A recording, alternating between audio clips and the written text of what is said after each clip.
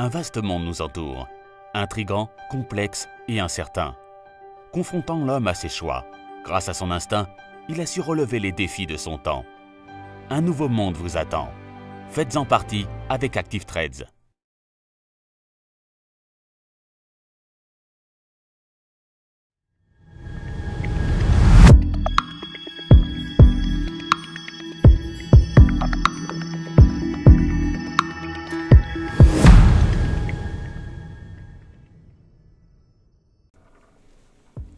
Bonjour à tous et bienvenue sur boursicoté.com pour cette nouvelle analyse technique Forex et matières premières. Et sur la paire de devises euro-dollar, hier nous avions remarqué une poussée haussière suite à la rupture ici du précédent point haut intermédiaire significatif des 1.2445. Et puis finalement les cours ici sont revenus sur la zone médiane du range qui se situe à 1.2360. Donc on est toujours ici dans une neutralité moyen terme. Par contre d'un point de vue court terme, on a ici cette configuration qui reste haussière puisque depuis l'inscription ici de ce nouveau point haut significatif, donc de tendance court très court terme, on est revenu ici sur la moyenne mobile 20 exponentielle et cette moyenne mobile semble ici s'imposer en tant que support. Donc on est toujours dans un flux haussier court très court terme. L'objectif donc de cette dynamique est la zone supérieure donc du range qui se situe à 1.2530 tant que les cours restent ici au-dessus des 1.2360. Et puis sur l'or, hier, on observait ici un test de cette zone de résistance oblique. On attendait une rupture de celle-ci, mais il semblerait que ce sera pour une autre fois, puisqu'après de multiples tests, les cours repartent ici et repassent même sous les 1344 $ l'once. Donc on est sur un échec ici de franchissement. On pourra même repositionner ici la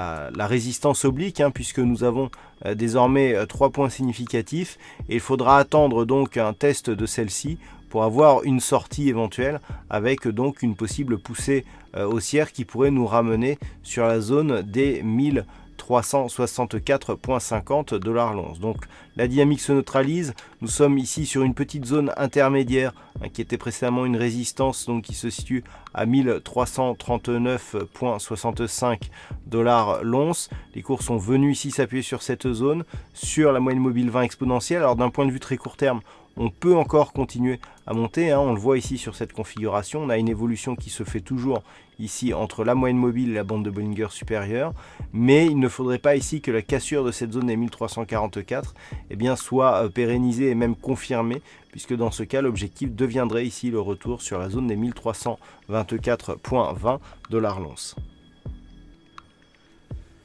Et puis sur le WTI, hier j'ai attiré votre attention sur le test ici de cette zone des 66,50 $ le baril, zone qui était aussi une résistance et un précédent point haut significatif. Alors on a testé ce niveau, on était redescendu et actuellement on évolue toujours au-dessus de la moyenne mobile 20 exponentielle. Nous avons eu une autre tentative aujourd'hui, les cours sont encore revenus ici sur cette moyenne mobile.